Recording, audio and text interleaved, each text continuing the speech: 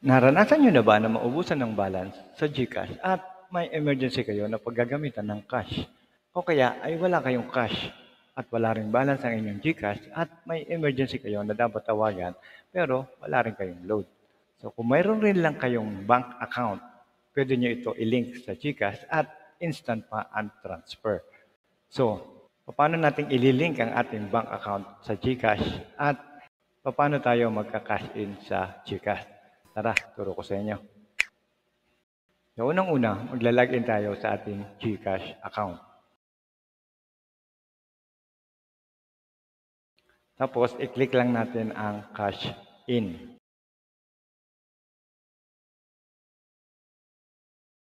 And then dito, mamimili na tayo ng ating local banks. So, click natin yung local banks. At mula dito, makikita nyo na lahat ng banks na po pwede nyong gamitin para sa cash in, papunta sa GCash.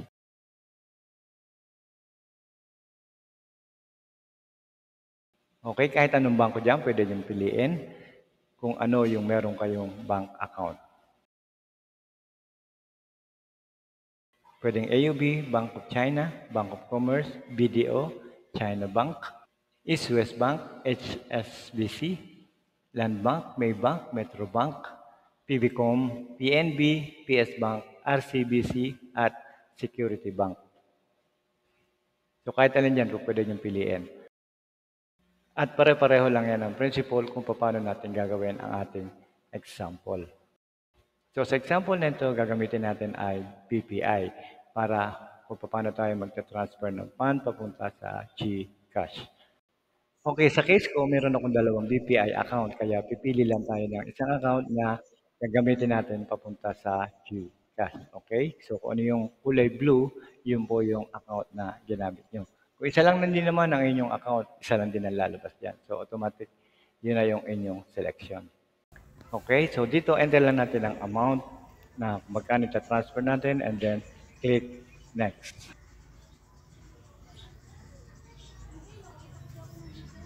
Okay, i-enter lang natin ang amount kung magkano yung papadala natin. Plus, take note, mayroong 5 peso na convenience fee. Pagkatapos noon ay magsisend na ng 6-digit na authentication code sa BPI. Take note ha, yung number na ginamit nyo sa BPI, doon siya magsisend ng OTP. Okay?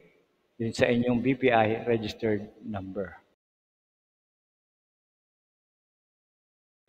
Okay, enter nyo lang yung authentication code o yung OTP.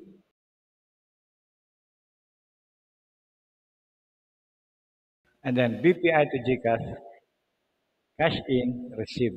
Okay, nakita nyo na yan, receive. Ibig sabihin, natanggap na ni GCash. So, your cash in transaction is being processed. You will receive a notification in your GCash inbox to confirm your transaction. Okay, so at the end, click lang natin yung okay sa ilalim. And then check your GCash kung na-transfer na yung amount sa inyong GCash. Okay, so kaya kung mapapansin nyo, meron ng 1,000, kanina is 9 pesos lang, ngayon meron ng 1,000. So ibig sabihin, pumasok na yung ating yung transfer mula sa BPI papunta sa GCash. Okay? So ayan, 1,195. Okay, so hanggang dito na lang. At kung meron pa kayong mga katanungan, i-comment nyo lang sa baba. At kung kayo mahiya, mag-like, comment, and subscribe na rin kayo sa ating channel. Mula po sa Promag TV, maraming salamat po and God bless.